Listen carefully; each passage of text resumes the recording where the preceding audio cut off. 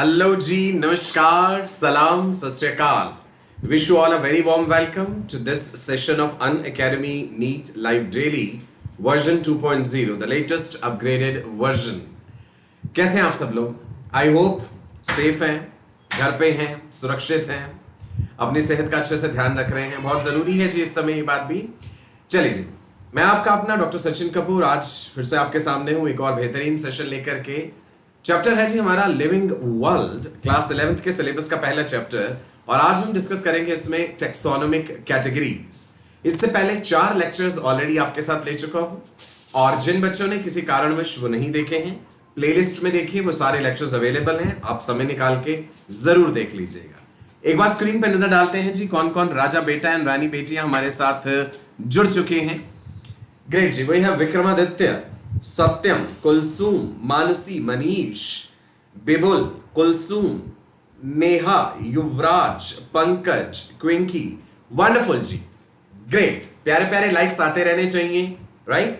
Because आपके likes energy का काम करते हैं. आपका ये प्यार, ये रिस्पेक्ट जो आप देते हैं, रोजाना एक नया उत्साह भर देती है वो हमारे अंदर कि आप तक पहुंचना है और आपको कहीं पहुंचाना है.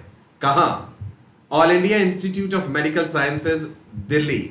मकसद ऊंचा रखेंगे, सफलता मिलेगी, डेफिनेटली मिलेगी. आपके अंदर शिद्दत होनी चाहिए. चलिए जी मेरे राजा बेटा, आगे बढ़ते हैं. मैं हूं आपका अपना doctor Sachin Kapoor. More than 20 years of teaching experience. बहुत से स्टूडेंट्स और बहुत सारे टीचर्स मुझसे पढ़ के आज एक बेहतरीन मुकाम पे हैं. अगला नंबर आपका है. बेहतरीन रैंक लाना है, अनअकैडमी नीट चैनल के साथ रेगुलर जुड़ना है. शाम को 4 से 5 बजे आप मेरे साथ होते हैं.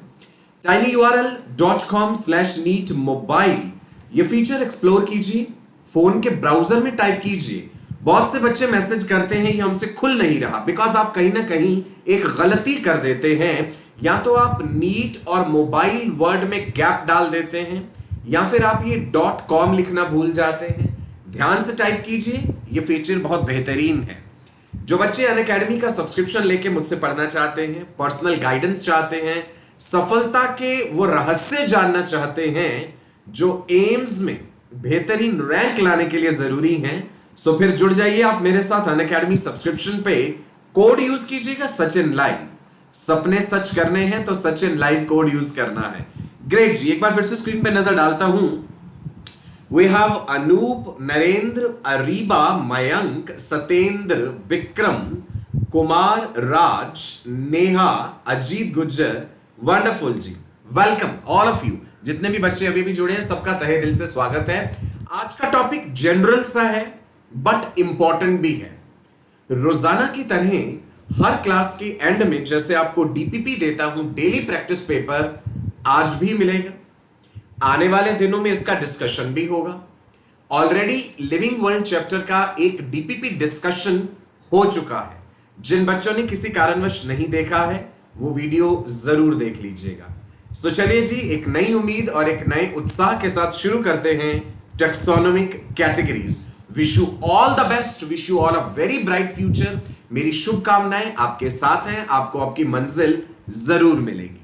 चले राजा बेटा, क्लास 11th की ये एनसीईआरटी, जिसको हमेशा मैं कहता हूं नमस्कार करना है. एनसीईआरटी विद्या का स्रोत है आपके लिए. यूनिट 1 हम डिस्कस कर रहे हैं, that is diversity in living world. चलिए जी, अब हम इसमें चलते हैं. जो हमारा पहला चैप्टर है दैट इज लिविंग वर्ल्ड, वो डिस्कस करने जा रहे हैं. टेक्सोनोमिक हायरार्की क्या होता है? टेक्सोनोमिक हायरार्की क्या है जानते हैं बेटा. जब आप किसी भी ऑर्गेनिज्म को क्लासिफाई कर रहे हैं तो आपको उसकी एक पर्टिकुलर पोजीशन बतानी होती है कि वो कौन सी किंगडम को बिलोंग करता है, फाइलम क्या है, class, order, family, genus, species. तो ये जो एक सिक्वेंशियल ऑर्डर में हम प्लेस करके रखते हैं चीजों को, वही उसकी टेक्सोनोमिक हायरार्की है. स्लाइड्स खूबसूरत आपके लिए बनी हुई है. अलग से आपको कोई नोट्स तैयार नहीं करने. जो नोट्स यहां दिख रहे हैं आपको, सिमी, शहनशाह, आकाश, अनु, दीक्षा, यही आपको पीडीएफ की फॉर्म में मिल जाएंगे. पिछले कुछ लेक्चर्स के, 1-2 लेक्चर्स के शायद कुछ बच्चों को पीडीएफ नहीं मिल पा रहे. प्लीज आप चिंता मत कीजिए, वो अपलोड हो जाएंगे, आपके साथ शेयर कर दिए जाएंगे. देखते हैं जी टेक्सोनोमिक हायरार्की क्या है. The main aim of taxonomic study is to assign organism an appropriate place in a systematic framework of classification, right? जैसे सपोज कीजिए आपको किसी भी एनिमल को क्लासिफाई करना है, जैसे आपको यहां पे रेड फॉक्स नजर आ रही है, लोमड़ी, अंदाजा लग रहा है क्लास मेमेलिया में है ना, ऑर्डर कार्निवोरा होगा।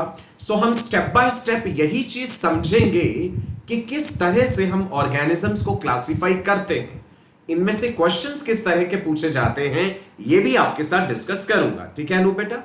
सो देखते हैं जी।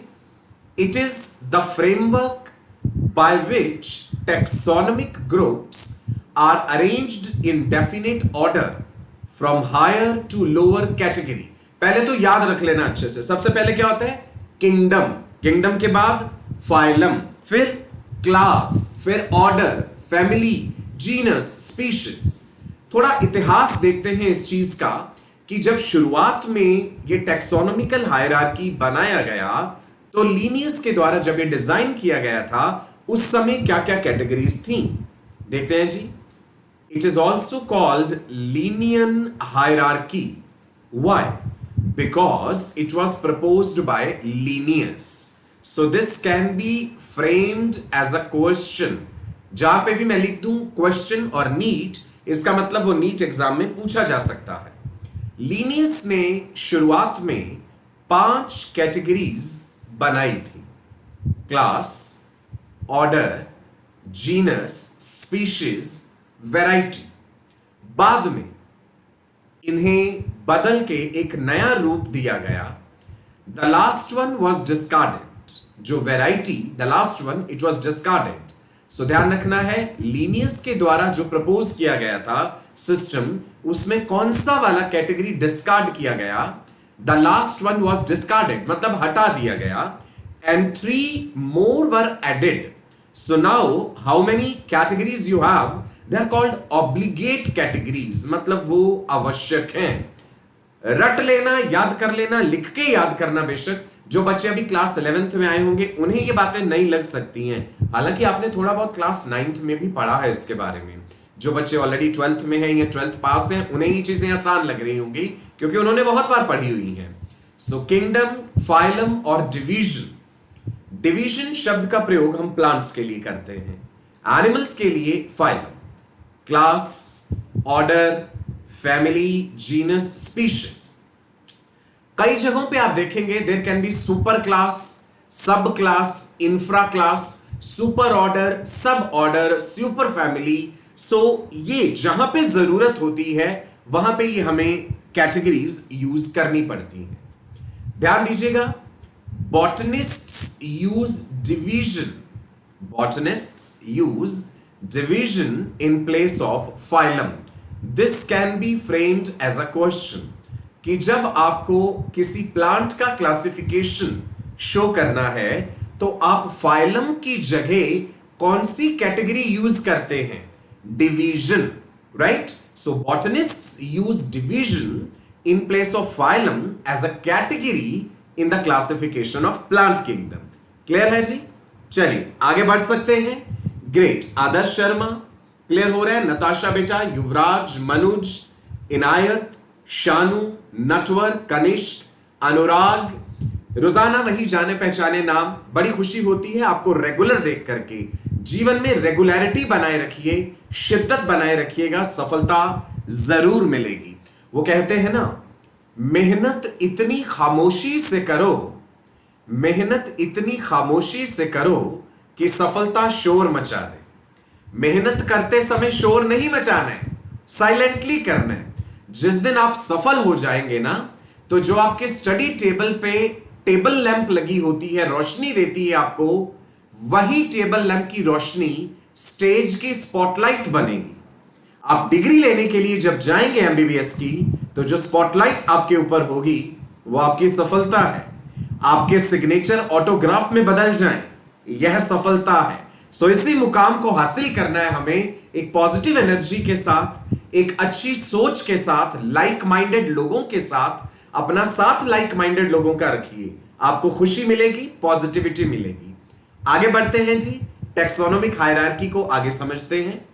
Now in order to make taxonomic position of species precise, और ज्यादा प्रिसाइज बनाने के लिए कुछ सब कैटेगरीज एंड सुपर कैटेगरीज भी ऐड करी जाती हैं. Certain subcategories and super categories have been added to this list, और उन्हें कहते हैं राजा बेटा एंड रानी बेटियां ऑल्सो इंटरमीडिएट कैटेगरीज. जैसे किंगडम के नीचे सब किंगडम हो सकता है, सुपर फाइलम या सुपर डिवीजन हो सकती है, राइट? जैसे एश हेलमिंथस, नेमैट हेलमिंथस एक सुपर फाइलम है. सब डिवीजन हो सकता है डिवीजन के नीचे. सुपर क्लास सब क्लास हो सकती है. जैसे वर्टिब्राटा में हमें super class spices, super class Tetrapoda, उसके बाद क्लास स्पाइसेस आती है. क्लास में कॉन्ड्रिच थाइज है, पाइसेस में ऑस्ट्रिच थाइज है.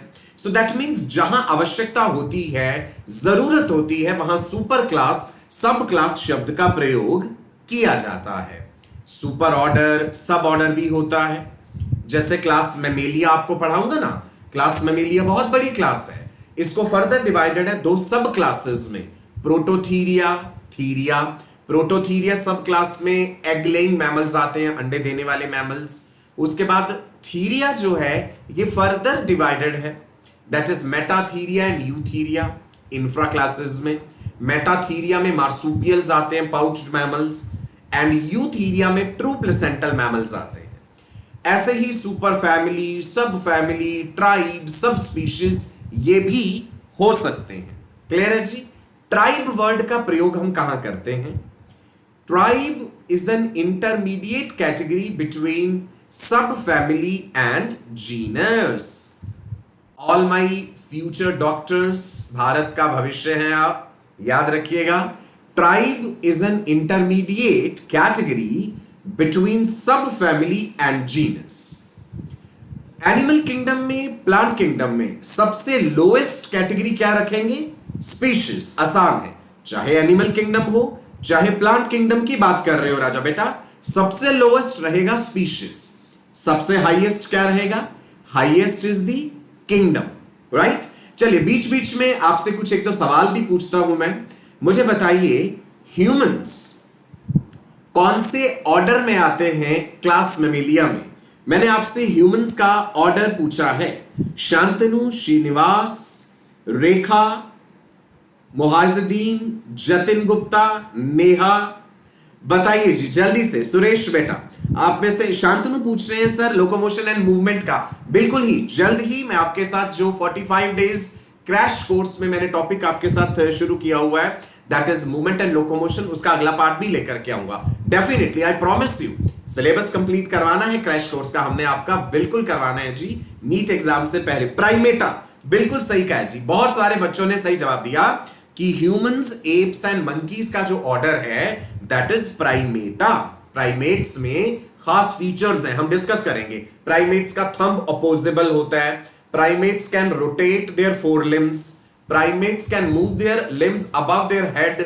पेड़ों से लटक सकते हैं ना प्राइमेट्स, बाकी जानवर ऐसा नहीं कर सकते. मैमल्स और बाकी थोड़े ना ऐसा करते हैं. सो हम प्राइमेटा की कुछ खास बातें पढ़ेंगे. आगे बढ़ते हैं.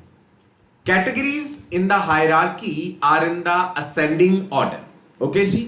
As we go from the lowest rank, that is species, towards the kingdom. Species lowest है, उसके ऊपर चलते जाइए, genus, order, family है ना ऐसे. So as we go from the species towards the kingdom, number of similar characters are going to decrease. Clear है जी?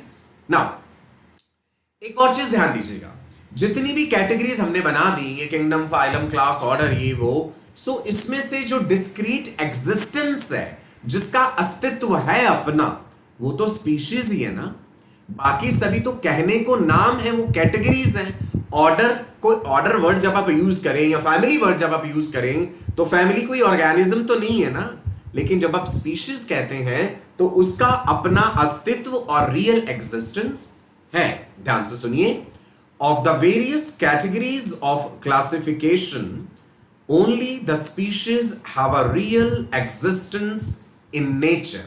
Again, this can be framed as a question. Only the species have a real existence. मैं species भी आपके साथ define करूंगा। Morpho species concept क्या है, biological species concept क्या है, सिबलिंग स्पीशीज क्या होते हैं, allopatric species, sympatric species. Class के एंड तक बनिए रहिएगा। ये सारे terms with examples, with GIFs आपको समझाए जाएंगे। नाउ सो मैंने कहा of the various categories of classification only the species have a real existence in nature. Others are merely man-made, convenient and arbitrary groups without actual existence. Family का कोई existence थोड़े ना है कहीं, वो तो हमने कह दिया कि भाई ये जो जानवर एक जैसे लग रहे हैं इनका एक परिवार, एक फैमिली कह दीजिए। फेलिडेई फैमिली है, कैनिडेई फैमिली है। सो उस फैमिली का अपना कोई अस्तित्व नहीं है उस शब्द का। क्लियर है? Species is regarded as basic unit of classification. Another question which can be framed for NEET, that is, what can be regarded as the basic unit of classification? Answer is species. Clear है? मनुज, Jatin, David, Himanshu, Vikramaditya, Kulsum, प्रतीक, अंकिता, अजीत, अलाइना, स्पर्श। Wonderful, खुशी हो रही है जी देख करके आप लोगों को। रेगुलरिटी रखिए, डेडिकेशन रखिए, सफलता जरूर मिलेगी, आश्वासन देता हूं। जो मैं आपसे मांग रहा हूं वो आप दीजिए, और जो आपको चाहिए वो मैं आपको दूंगा। चलिए, टेक्सॉन शब्द का मतलब क्या है? टेक्सोनोमिक हायरार्की तो हम समझ गए। देखिए, खूबसूरत से गुलाब के फूल भी आपके लिए हैं। सो आपकी तरफ से भी स्क्रीन पे भी मुझे ढेर सारे roses and cakes and flowers नजर आने चाहिए। Word tax on specifies a taxonomic group of any rank, right? ये शब्द जो है ये सिग्निफाई करता है taxonomic group of any rank which represents real biological organisms, right? जैसे हम जिया मेज कह देते हैं, तो मेज क्या है उसमें? स्पीशीज। रोजेस एक जीनस है, ग्रासेस एक फैमिली है, कॉनिफर्स एक ऑर्डर है, डाइकॉट्स क्लास है, सीड प्लांट्स डिवीजन है। क्लियर है जी? So taxon means taxonomic group of any rank. आगे बढ़ते हैं जी। टेक्सॉन टर्म जो है ये इंट्रोड्यूस किया था एडोल्फ मेयर ने for the animal groups. H S. Lam, नाम याद रखिएगा वैज्ञानिकों के।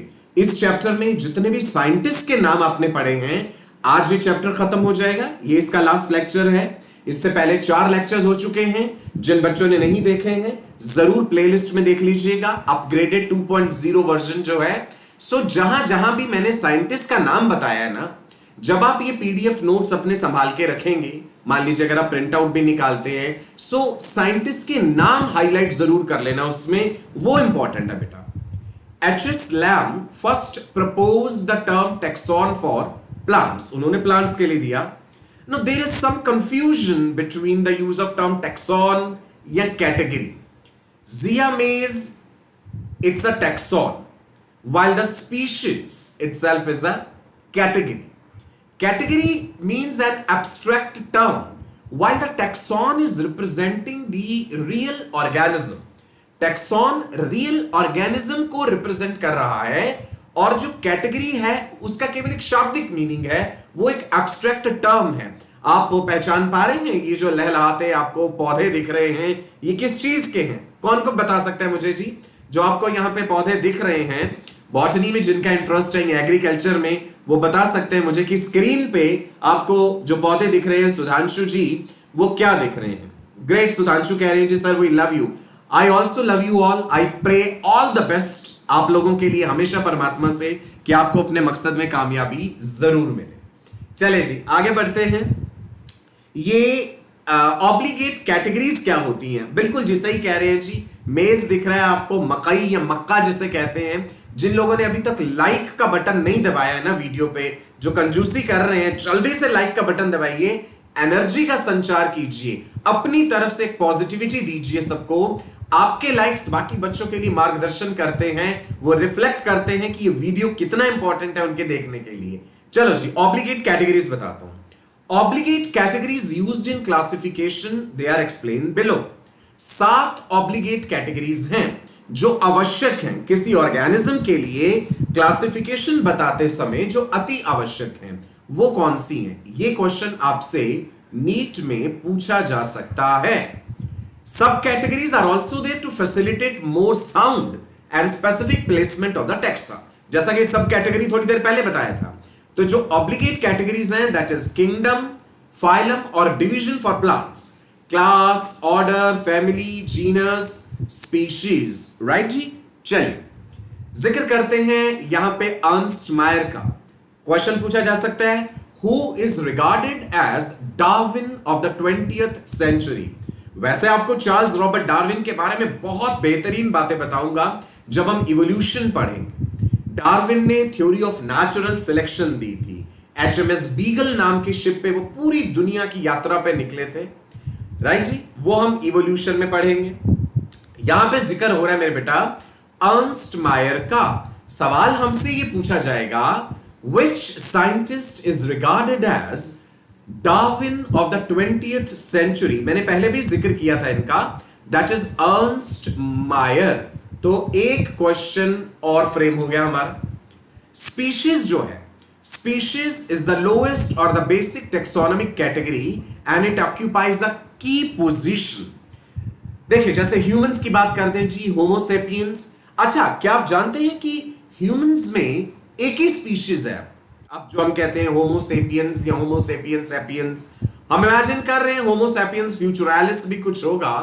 सो ऐसा क्यों है? ह्यूमंस में अलग अलग स्पीशीज क्यों नहीं है? पूरे ग्लोब पे घूम के देख लीजिए, चाहे north America, South America, whether it is Africa, whether it is Asia, whether it is Europe, whether it is Australia, सब जगह वही इंसान पाए जाते हैं, होमो सेपियंस। क्या इंसानों में स्पीसीएशन रुक गया है?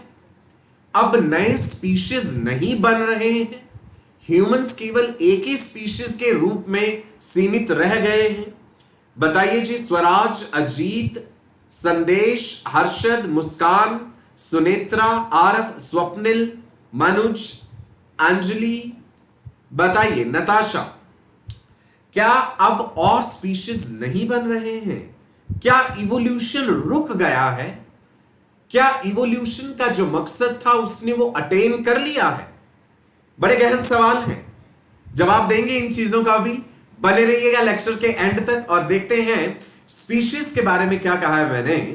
It is the basic unit for understanding taxonomy as well as evolution. क्या आप जानते हैं इवॉल्व क्या करता है? जवाब दीजिए मुझे, what is the unit of evolution? आप जानते हैं डार्विन ने कहा था evolution is descent with modification. वैसे इवोल्यूशन होता है समय के साथ जो बदलाव आते हैं। So what is the unit of evolution? Evolve क्या करता है? Is it the species which evolves? Is it the population which evolves? मुझे जवाब चाहिए जी। मौसम आपसे beautiful name, Arpan, Aditi, population, Divanshi ने कहा है बिल्कुल सही जवाब। Unit of evolution is population. ध्यान रखिएगा, पॉपुलेशंस इवॉल्व करती हैं, पूरा स्पीशीज इवॉल्व नहीं कर सकता। Species has a wide range of distribution. जो अमेरिका में कंडीशंस हैं वो इस समय अफ्रीका में नहीं है, वो एशिया में नहीं है। हर जगह का जलवायु वातावरण अलग है। Natural selection is going to select those individuals which are better adjusted with environment. The group of individuals is forming population. तो evolve population करती है, select individuals होते हैं। ध्यान रखिएगा, सवाल पूछा जा सकता है। चलिए जी, स्पीशीज पे जिक्र आगे बढ़ाते हैं। It's a natural population of individuals or the group of populations which species है क्या basically? Group of individuals and that group of population जिनमें कुछ खास लक्षण हो, जैसे कि which resemble one another in essential morphological and reproductive characters। ये जरूरी है। यदि आप ग्रुप ऑफ इंडिविजुअल्स को कह रहे हैं कि ये सेम स्पीशीज को बिलोंग करते हैं, तो दो मुख्य बातें होनी चाहिए।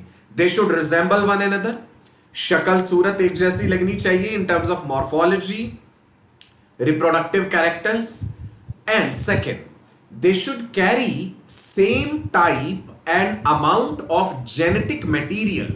जेनेटिक्स के लेवल पे उनमें same amount and type of genetic material होना चाहिए ताकि वो आपस में ब्रीड कर सके।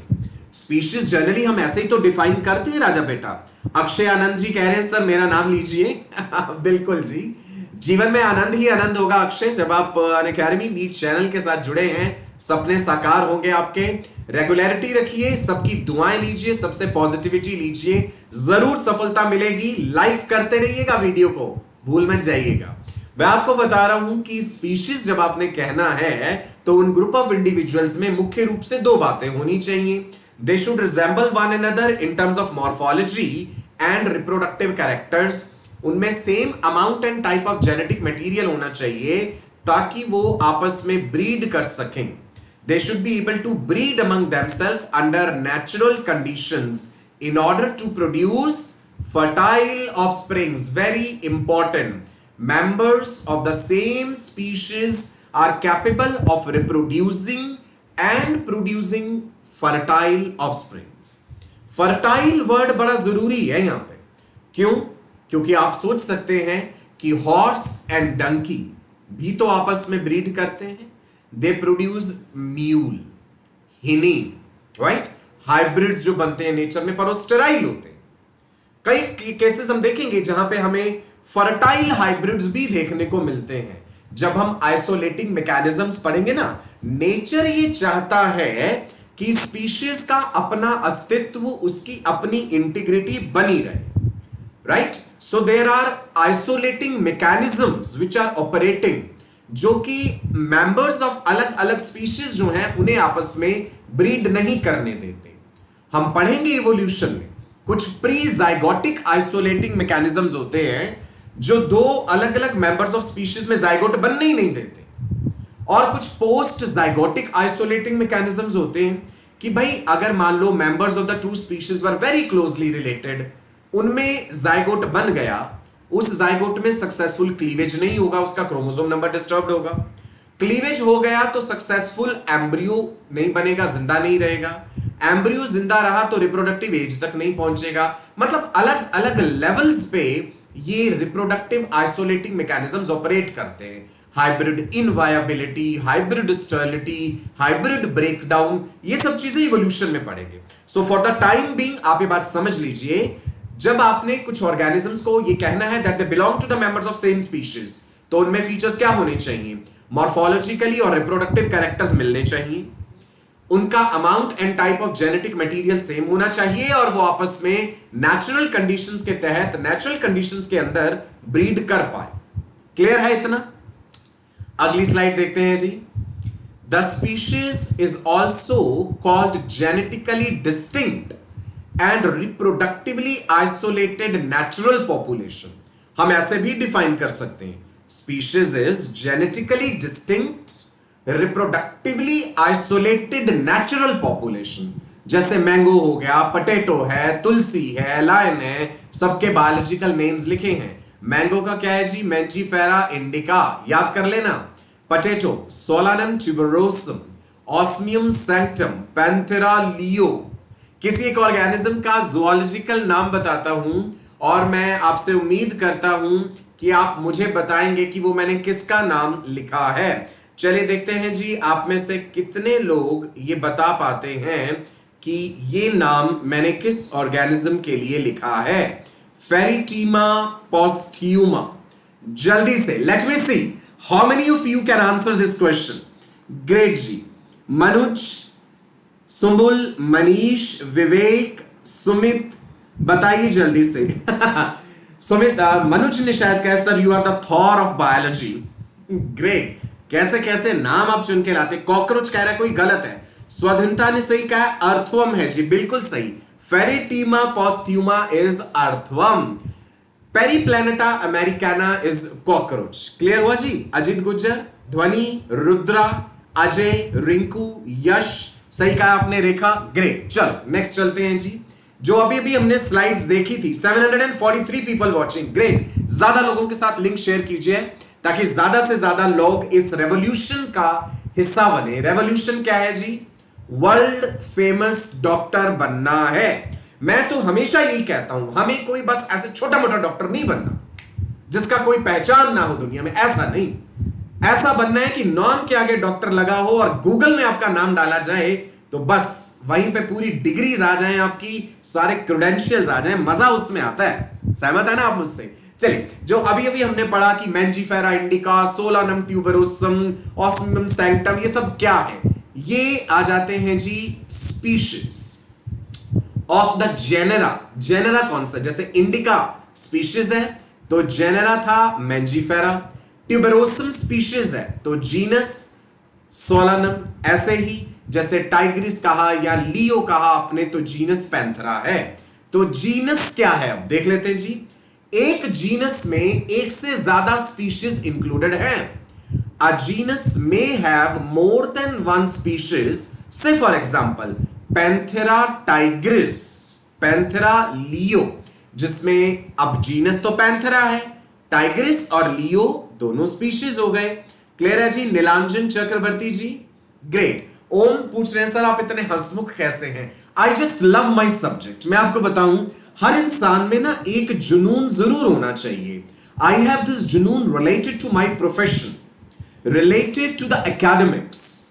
सो ये इनहेरेंट होती है चीज। आप मोहब्बत कीजिए, आप प्यार कीजिए, एक जुनून कीजिए अपने सब्जेक्ट के साथ, फिर देखना कैसा जादू होता। जैसे पबजी गेम खेलने में मजा आता है आपको, ऐसा ही मजा पढ़ने में आना चाहिए। आएगा, ये डेवलप कीजिए इस चीज को, धीरे धीरे आप कर सकते हैं। आगे बढ़ते हैं जी। अ स्पीशीज मे हैव सब ग्रुप्स विच आर कॉल्ड सब स्पीशीज और वेराइटीज। क्लियर है जी? नाउ मॉर्फो स्पीशीज का कंसेप्ट समझते हैं क्या है। मॉर्फो स्पीशीज के बाद टेक्सोनोमिक स्पीशीज आपको बताता हूं। मॉर्फो स्पीशीज है बेटा, जैसे आप देख पा रहे हैं आपके सामने यहां पे डार्विन्स फिंचेस दिखाई गई हैं। डार्विन जब अपनी यात्रा पे गए थे एचएमएस बीगल शिप पे, जब वो गैलापागोस आइलैंड्स पहुंचे 1835 में, वहां पे उन्होंने एक छोटे छोटे चिड़िया जैसे बर्ड्स देखे जिन्हें फिंचेस कहा जाता है। डार्विन ने खुद इन्हें डार्विन्स फिंचेस नहीं कहा था, वो बाद में डॉक्टर डेविड लैक ने कहा था। 1947 के करीब की बात है। डार्विन 1835 में गैलापागोस आइलैंड्स गए, तो जब उन्होंने फिंचेस देखे तो उन्होंने उस आइलैंड को कहा था लिविंग लेबोरेटरी ऑफ इवोल्यूशन। वहां पे पाए जाने वाले जानवर इतने अलग थे मेन लैंड से, इतने बड़े बड़े कछुए थे गैलापागोस आइलैंड्स पे, टॉर्टोइसेस, कि आप उसकी पीठ पे बैठ के पूरे आइलैंड की सवारी कर सकते हैं। फिंचेस ने डार्विन को आइडिया दिया था about the theory of natural selection. Now finches को मैंने यहां पे एज एन एग्जांपल क्यों लिया? मॉर्फो स्पीशीज क्या है? The new species created only on the basis of morphological characters. जैसे आप डार्विन फिंचेस में ना, डार्विन ही was very much impressed by the shape and size of their beak. अलग अलग तरह की चोंच थी फिंचेस की। किसी की चोंच ऐसे लंबी थी, किसी की चोंच ऐसे छोटी थी, किसी की चोंच जो है वो कीड़े खाने के लिए थी। There were warbler finches, there were insectivorous finches, cactus finches, ground finches, there were variety of finches, right? तो जब मॉर्फोलॉजिकल कैरेक्टर के आधार पे आप क्लासिफाई कर दें तो हम उस कंसेप्ट को मॉर्फो स्पीशीज कह देते हैं। टेक्सोनोमिक स्पीशीज जो हम जनरली पढ़ते हैं, जिनका अपना एक बायनोमियल नेम होता है, जैसे पेरीप्लैनेटा अमेरिकाना है, जैसे फेरिटीमा पोस्थ्यूमा है।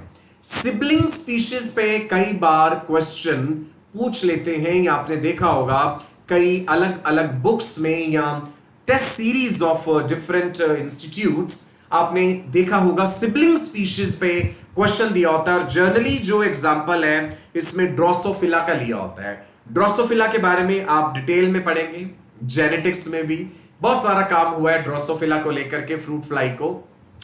रीजंस क्या है इस बात के वो भी आप जानेंगे। नाउ सिबलिंग स्पीशीज होते हैं species which are difficult to distinguish on the basis of morphological characters, जिन्हें मॉर्फोलॉजी के आधार पे अलग कर पाना मुश्किल है, but they are not able to interbreed, लेकिन वो रिप्रोडक्टिवली आइसोलेटेड हैं, वो एक दूसरे के साथ रिप्रोड्यूस नहीं कर सकते। जैसे ये मच्छर की दो स्पीशीज आपको दिख रही हैं, that is Anopheles maculipennis and Anopheles atroparvus, the malaria causing mosquitoes of Europe. They are morphologically similar, देखने में एक जैसे हैं, but they are reproductively isolated, वो रिप्रोड्यूस नहीं करते हैं। ऐसे ही Drosophila persimilis and Drosophila pseudoobscura, examples याद रहेंगी राजा बेटा? हिमांशु, मयंक, संचित, राहुल गुजर, सुनील मेघवाल जी, पुनीत, सुमित, विक्रमादित्य, चिन्मय, अंसारी, क्लियर है राजा बेटा? Manuj, right? Can we proceed? कोई ऐसे बच्चे जिन्होंने लाइक का बटन नहीं दबाया है, जल्दी से करिए ताकि एनर्जी का संचार मुझ तक पहुंच जाए। बुलंद आवाज आप तक पहुंचती रहनी चाहिए, क्रिस्टल क्लियर आवाज। क्षमा चाहता हूं, आप तक बुलंदी में आवाज पहुंचाने में वोकल कॉर्ड्स जो हैं वो भी थक जाती हैं और उन्हें थोड़ा तर करना पड़ता है पानी लेकर के। हालांकि आपकी गुड विशेस हमेशा साथ रहती हैं जो एनर्जी देती हैं हमें। हम जिक्र कर रहे थे फिंचेस का, यहां पे एलोपेट्रिक स्पीशीज बताता हूं आपको, आप पढ़ेंगे आगे। Allopatric speciation, there is sympatric speciation. Speciation शब्द का मतलब होता है नए स्पीशीज बनना, that is what is speciation, right? Nitish, thank you so much. Species which are created due to geographical isolation are referred as allopatric species. यहां पे geographical isolation word पे ध्यान दीजिएगा, मैं आपको उदाहरण देके समझाता हूं। ये जो डार्विन्स फिंचेस है ना राजा बेटा, यहां पे हमने पहले एग्जांपल में लिख दिया डार्विन्स फिंचेस, जो कि गैलापागोस आइलैंड्स पे पाई जाती हैं। गैलापागोस आइलैंड्स ये दिखाए भी हुए हैं। They are nearly 960 kilometres away of the west coast of South America. South America से 960 किलोमीटर दूर पैसिफिक ओशियन में सिचुएटेड ये ग्रुप ऑफ 22 आइलैंड्स है, 14 मेजर 8 माइनर। मैं नाम लिख देता हूं, कुछ बच्चे सर्च करना चाहेंगे इसे गूगल पे, गैलापागोस आइलैंड्स। डार्विन जब यहां पे पहुंचे तो डार्विन ने इन्हें लिविंग लेबोरेटरी ऑफ इवोल्यूशन कहा था। बड़ी इंटरेस्टिंग बातें हैं इवोल्यूशन की। चलो मैं आपको बता रहा हूं एलोपेट्रिक स्पीसिएशन। एलोपेट्रिक स्पीसिएशन का मतलब है जब एक ओरिजिनल स्टॉक ऑफ स्पीशीज आपस में ज्योग्राफिकली आइसोलेट हो जाए। जैसे ये जिन फिंचेस का जिक्र हो रहा है ना, finches they originally belong to the same ancestral stock which migrated many years ago from South American mainland to Galapagos Islands। मान लीजिए ये साउथ अमेरिकन मेनलैंड है, यहां से उड़ के फिंचेस का एक झुंड हजारों साल पहले, फिंचेस बर्ड्स छोटे छोटे चिड़िया जैसे, फिंचेस का एक झुंड हजारों साल पहले साउथ अमेरिका से उड़ता हुआ, ये किसी तूफान का शिकार हो गया, वो उस तूफान के साथ उड़ता हुआ वो पैसिफिक ओशियन में गैलापागोस आइलैंड्स जो सिचुएटेड हैं, ये द्वीप जो हैं छोटे छोटे, यहां पे आके सेटल हो गया। कुछ फिंचेस आइलैंड ए पे, कुछ आइलैंड बी पे, कुछ आइलैंड सी पे। अब जब वो गैलापागोस आइलैंड्स पे पहुंची फिंचेस, इनको यहां पे कंपटीशन फ्री एनवायरनमेंट मिला। जानवरों के दो ही मकसद है भाई, सक्सेसफुल फीडिंग एंड ब्रीडिंग। भरपेट भोजन मिला, रिप्रोड्यूस करने के लिए उनके अपने मेटिंग पार्टनर भी थे। एक एक फिंच थोड़े ना पहुंची होगी एक आइलैंड पे, सैकड़ों फिंचेस एक आइलैंड पे, सैकड़ों फिंचेस दूसरे आइलैंड पे। सो कोई भी जानवर एक जगह से दूसरी जगह तक क्यों जाता है? जरूरत क्या होती है? Feeding, breeding, shelter. जगह ढूंढनी है रहने के लिए, मेटिंग पार्टनर चाहिए, पेट भर भोजन चाहिए। यदि ये सारी चीजें उन्हें एक ही जगह पे मिल रही हैं, एक ग्रुप ऑफ फिंचेस को आइलैंड ए पे ये सब मिल गया, तो वो उड़ के दूसरी जगह क्यों जाएगा भाई? जरूरत ही नहीं है जाने की। ऐसा ही दूसरे आइलैंड पे जो फिंचेस सेटल हो गई, उन्होंने कहा हमें क्या जरूरत है अब यहां से उड़ने की, भाई यहीं के यहीं रहो। हजारों साल बीत गए, लोकल लेवल पे इन फिंचेस में आपस में चेंजेस होते रहे हैं, म्यूटेशंस होती रही, कितने सारे बदलाव हुए। Over a period of so many years they have become different species. अब ये आपस में ब्रीड नहीं कर सकते। आइलैंड ए आइलैंड बी वालों के साथ ब्रीड नहीं करते। क्यों? क्योंकि ज्योग्राफिकली आइसोलेट रहने के कारण हजारों वर्षों बाद अब ये रिप्रोडक्टिवली भी आइसोलेट हो गए हैं। This is allopatric speciation. Is it clear to you? बताइए जल्दी से राजा बेटा। मनुज, कुमार गर्ग, नटवर, प्रियांशु, रवि, हर्षित, राम, अजीत गुज्जर, बोलिए जल्दी से। डेविड, क्लियर है जी सबको? क्लास छोड़ के नहीं जाएंगे, एंड तक बने रहेंगे, बड़ी और बेहतरीन बातें समझ आएंगी। इतनी बेहतरीन एग्जाम्पल्स के साथ क्रिस्टल क्लियर तरीके से शायद ही आपको कोई समझा पाए। सो बताइए मुझे, आपको ये क्लियर हो गया जी? Is it clear to you? Speciation, right? Yes sir, बच्चे कह रहे हैं यस। वंडरफुल, जल्दी से प्यारे प्यारे अपने roses and flowers and cakes भेजिए भाई। ग्लूकोज लेवल कम मत होने दीजिए। आपका प्यार है जो हजारों किलोमीटर दूर है आपसे, लेकिन फिर भी आपके करीब हैं। ओके, आगे बढ़े। सिंपैट्रिक स्पीसीएशन, ओके जी, चलिए। हाँ बिल्कुल, फिंचेस अलाइव हैं, अभी भी हैं। लोग गैलापागोस आइलैंड अभी भी जाते हैं, आप जा सकते हैं छुट्टियां मनाने। आजकल तो लॉकडाउन की सिचुएशन है भाई, लॉकडाउन खुल जाएगा तब सोचेंगे आप कहीं ना कहीं जाने का। ओके, तो सिंपैट्रिक स्पीसीएशन बताता हूं राजा बेटा, क्या होता है सिंपैट्रिक स्पीसीएशन। देखिए, आपको दिख रही है ना, ये एक हॉथॉर्न फ्लाई दिख रही है। हॉथॉर्न फ्लाई के बारे में आप गूगल में और ज्यादा इमेजेस देख सकते हैं, एक्सप्लोर जरूर कीजिए। Biology is all about exploration, जिज्ञासा बढ़ाइए अपनी। सुनते हैं sympatric speciation. Species created as a result of reproductive isolation, जो रिप्रोडक्टिवली आइसोलेट हो गई है, ज्योग्राफिकली नहीं हुई। अब आप सोचेंगे भाई ये कैसे हो सकता है? आप अभी तो कह रहे थे सर कि ज्योग्राफिकली एक दूसरे से जब आइसोलेट हो जाएंगे, अलग हो जाएंगे, आपस में रिप्रोडक्टिव बैरियर होगा, तो हजारों साल बाद रिप्रोडक्टिवली आइसोलेट होंगे।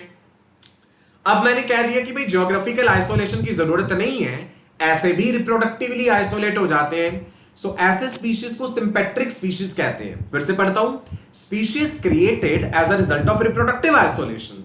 वो कैसे होगा? देखो, मान लो ये एक ज्योग्राफिकल एरिया है और इसमें ये ऑर्गेनिजम्स हैं जो रह रहे हैं।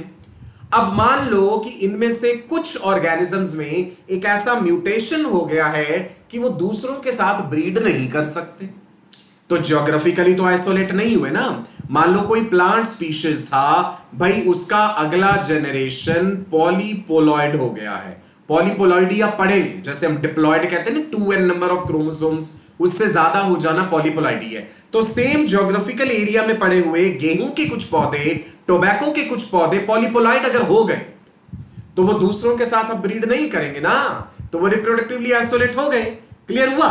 ज्योग्राफिकली आइसोलेट होने की जरूरत ही नहीं पड़ी, वो रिप्रोडक्टिवली आइसोलेट हो गए। सो आई होप आपको सिंपैट्रिक स्पीसीएशन, एलोपैट्रिक स्पीसीएशन दोनों क्लियरली समझ आ गया है। जिन्हें समझ आ गया है वो मुझे बता दीजिए जल्दी से कि सर क्लियर है हमें। मुझे कैसे पता चलेगा? जब आप प्यारे प्यारे रोजेस एंड फ्लावर्स भेजेंगे। एक चीज और बता दूं, रेगुलर 4 से 5 बजे इसी चैनल पे मैं आपसे रोज मिलता हूं। Monday, Tuesday, Wednesday class 11th का syllabus, Thursday, Friday, Saturday class 12th का सिलेबस। तो इस थर्सडे से क्लास 12th का नया चैप्टर शुरू होने वाला है, जरूर देखेंगे आप। क्लियर है जी सब बच्चों को? यस, वेरी गुड जी। बढ़े आगे, ग्रेट। जीनस क्या है? स्पीशीज की कहानी क्लियर हुई। Genus is the first higher category above the level of species. तो जीनस को कह देंगे group of species which are related and have less characters in common as compared to species, जैसे Panthera tigris, Panthera leo, they belong to the same genus Panthera. Clear है? चल, Taenia solium, Taenia saginata, तो Taenia is the genus, solium is the species. आगे देखते हैं जी genus. For example potato, Solanum tuberosum and brinjal, that is melongena. They are having the different species, but they belong to the same genus Solanum. One is Solanum tuberosum, other is Solanum melogena. ऐसा ही Panthera leo lion है, leopard है जी Panthera pardus, tiger है जी Panthera tigris, genus तो हो गया Panthera, species आगे अलग हो गए। सिंपल बातें जूनियर क्लासेस में भी पढ़ी होंगी। कुछ जीनस मोनोटाइपिक होते हैं और कुछ जीनस पॉलीटाइपिक होते हैं। अ जीनस में हैव अ सिंगल स्पीशीज। तो अगर मोनोटाइपिक है तो इसका मतलब है उस जीनस के अंतर्गत सिंगल स्पीशीज आता है, जैसा कि होमो सेपियंस, इंसान, मनुष्य। ये जीनस होमो जो है that is monotypic. Several species अगर हो तो पॉलीटाइपिक। सो पॉलीटाइपिक में there are several species under that genus, जैसे Panthera genus is polytypic, Panthera leo, Panthera tigris, Panthera pardus. ऐसे ही सोलानम का भी एग्जांपल देखा। क्लियर है जी? मोनोटाइपिक, पॉलीटाइपिक, क्लियर है जी?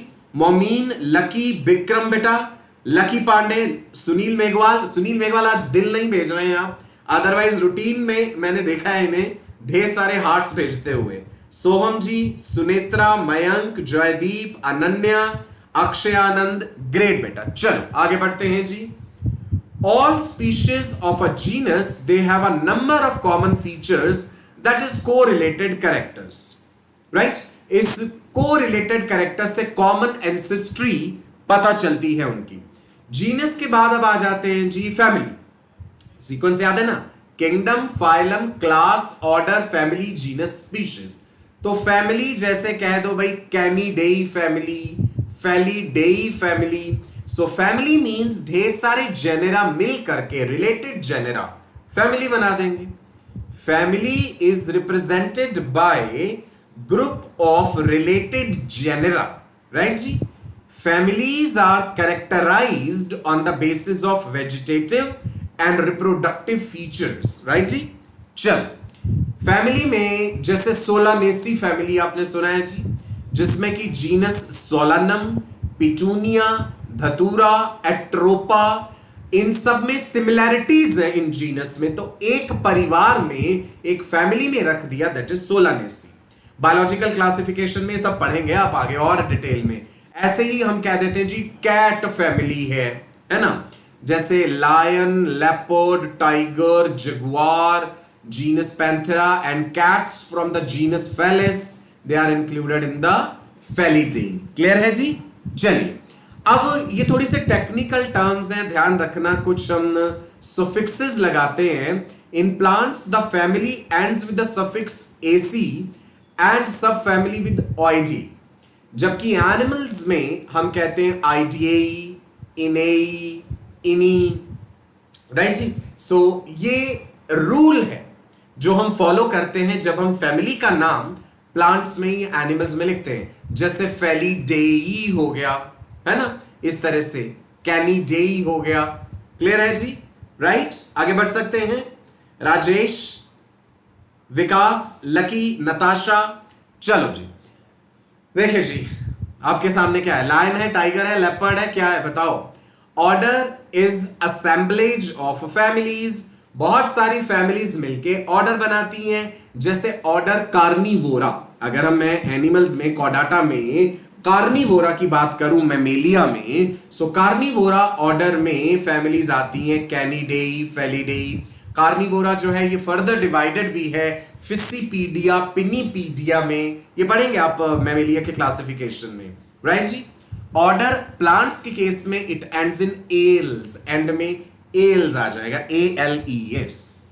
क्लास क्या है जी? Taxonomic category made up of one और मोर ऑर्डर्स। जैसे हम कहते हैं जी क्लास है एम्फीबिया, एक एग्जांपल लेके बताता हूं। जैसे क्लास ले लो राजा बेटा एम्फीबिया। एम्फीबियंस वो एनिमल होते हैं जो पानी में भी रह लेते हैं, जमीन में भी रह लेते हैं। इस क्लास एम्फीबिया को डिवाइड किया गया है 3 ऑर्डर्स में, right? Orders are Apoda, order second is Urodela और कॉडाटा, ऑर्डर 3 इज एन्यूरा और सेलिएंशिया। So there is Apoda, there is Eurodila, there is Anura. These are the 3 orders of the class Amphibia. So यही बात यहां पे लिखी हुई थी। Thanks for the beautiful flowers जी। जतिन, संचित, अजीत, देखते हैं राजा बेटा आगे। Suman, so class is a taxonomic category which has more than one related orders. So Amphibia class में 3 ऑर्डर्स जैसा कि मैंने आपको दिखाए।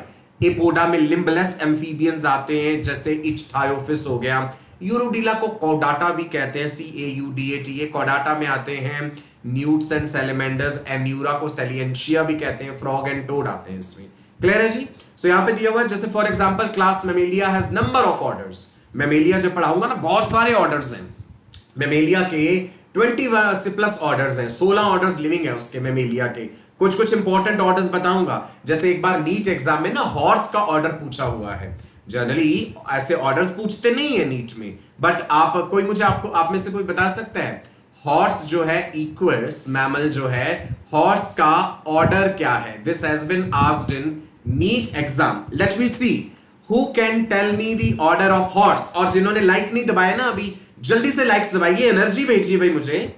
यहां से बुलंद आवाज आप तक पहुंचने चाहिए। कोई कोलकाता बैठा है इस समय, कोई लखनऊ में है जी, कोई बैंगलोर है, कोई दिल्ली है, कोई पुणे, कोई नासिक, कोई भोपाल और कोई मुंबई।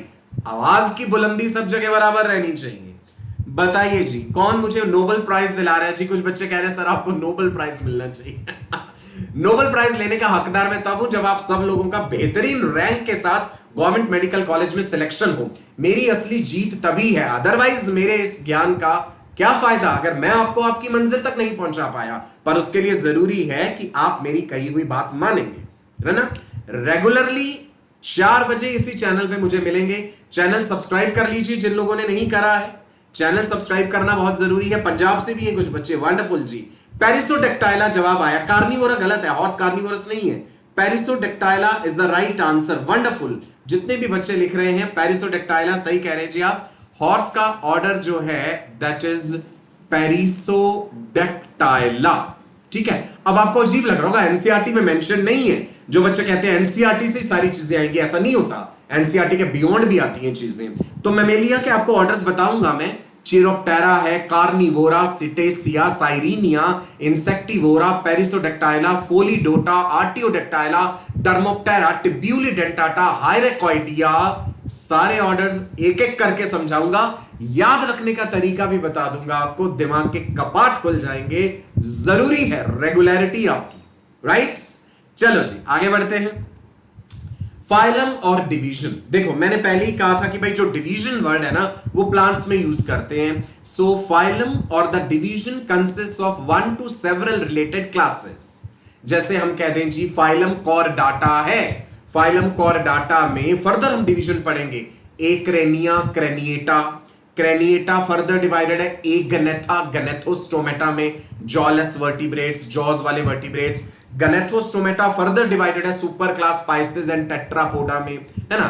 टेट्रापोडा में क्लासेस आती हैं, class amphibia, class reptilia, class Aves, class Mammalia. सो फाइलम समझाया जा रहा था आपको कि जिसमें ढेर सारी क्लासेस हैं। जैसे मैं फाइलम कॉर्डाटा की बात करूं, आपके सामने ये जो स्ट्रक्चर बना हुआ है ना, ये generalised features of a chordate animal है।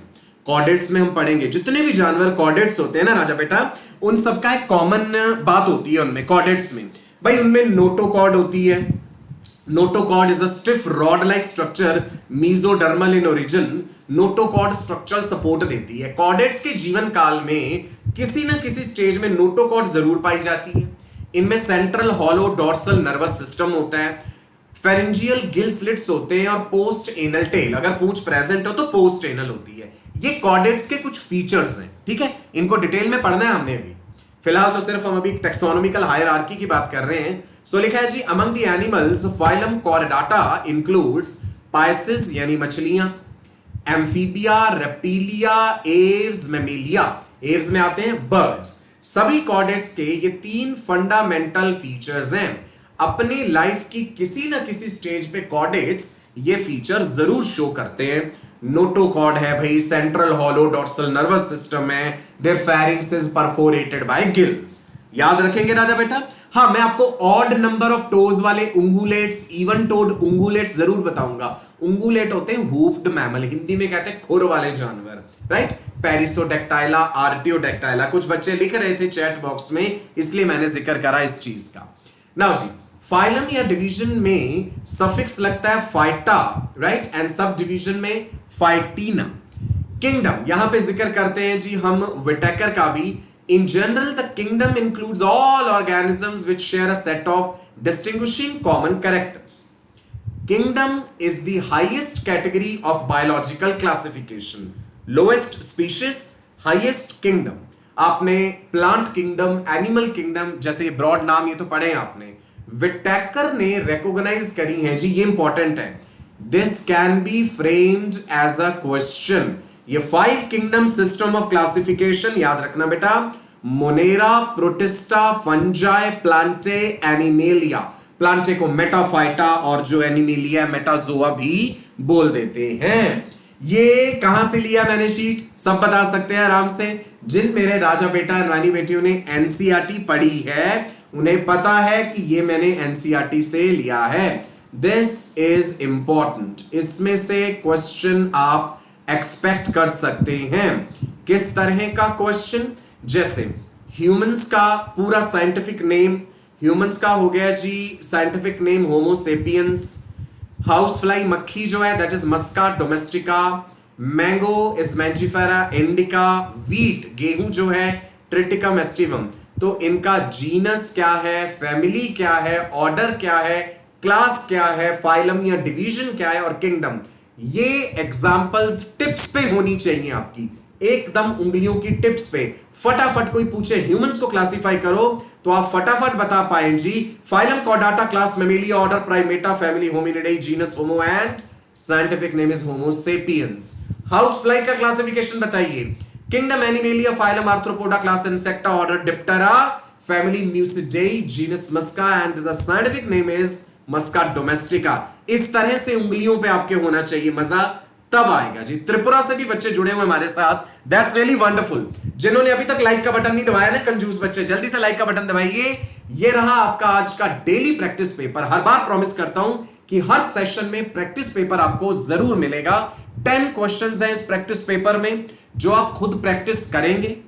जैसे ही लेक्चर अपलोड होगा यूट्यूब पे एक लिंक दिखाई देगा आपको डिस्क्रिप्शन बॉक्स में, वहां पीडीएफ होगा इसका। पीडीएफ के लिए आप लिंक पे क्लिक कीजिएगा, आपको मिल जाएंगे, राइट। और इनको मैं डिस्कस करूंगा आपके साथ एक प्रॉपर सेशन लेकर के। टाइम टेबल सुन लीजिए, 4 से 5 बजे डेली डॉक्टर सचिन कपूर मिलते हैं आपको अनअकैडमी नीट चैनल पे। मंडे से वेडनेसडे क्लास 11th का सिलेबस, राइट। कहीं जाना नहीं आपने। मेरे बाद आपके all time favourite Mahendra Baahubali sir आएंगे फिजिक्स के बेहतरीन लेक्चर्स लेकर के, और उसके बाद 6 बजे अनूप वशिष्ठ सर केमिस्ट्री के lectures. Thursday Friday Saturday class 12th का सिलेबस है जी। टाइमिंग सेम है, 4 5 6। शाम के टाइम पे हमारा 45 डे क्रैश कोर्स भी चल रहा है। 7 से 10 बजे तक आप हमारा क्रैश कोर्स के live sessions by Pradeep sir, Indrajeet sir and Anoop sir वो भी अटेंड कर सकते हैं जो नीट 2020 टारगेट कर रहे हैं। टेलीग्राम का ऐप जरूर डाउनलोड कीजिए, ये फीचर मैंने आपको बताया, जरूर एक्सप्लोर कीजिए। अनअकैडमी का सब्सक्रिप्शन यदि आप लेना चाहते हैं, इसके फायदे उठाना चाहते हैं, अनअकैडमी का लर्निंग ऐप अपने सेल फोन में इंस्टॉल कीजिए। उसके बाद आपको जाना है प्लस के सेक्शन में, नीट कैटेगरी सिलेक्ट करनी है, एडमिशन लेना है 1 ईयर के लिए, 2 ईयर के लिए, डिपेंडिंग अपॉन आप 10 से 11th में आए तो 2 इयर्स का, 11 से 12th में आ रहे हैं तो 1 ईयर का, आप चाहें तो 1 मंथ, 2 मंथ्स, 3 मंथ्स या 6 मंथ्स का सब्सक्रिप्शन भी ले सकते हैं। कोड जो आपने यूज करना है that is something which is very important, right जी। आप मेरे 20 साल की अनुभव से फायदा उठाना चाहते हैं, आप चाहते हैं कि पर्सनली कभी 1 to 1 बैठ के मेरे साथ आप पढ़ें, अपने डाउट्स, अपने दिल की बातें, दुख दर्द डायरेक्टली मुझे कहें, तो सचिन लाइव कोड यूज कीजिए और हमें अनअकैडमी सब्सक्रिप्शन मॉडल पे मिलिए। जिन बच्चों ने अभी तक चैनल सब्सक्राइब नहीं करा है, चैनल सब्सक्राइब कीजिए, बेल आइकन को हिट कीजिएगा, इंपॉर्टेंट नोटिफिकेशंस आपको मिलते रहेंगे। लाइक एंड शेयर करना मत भूलना, पीडीएफ नोट्स आपको मिलेंगे। एंड में फिर से बता दूं जी, ये वो कोड है जो आपके सपने साकार कर सकता है। That is Sachin live, fees में 10% ऑफ, इंडिया के बेहतरीन एजुकेटर से पढ़ने का सुनहरा अवसर। चलिए जी, अब आपसे विदा लेते हैं। नमस्कार, God bless you all, wish you all a very very bright future. नमस्कार।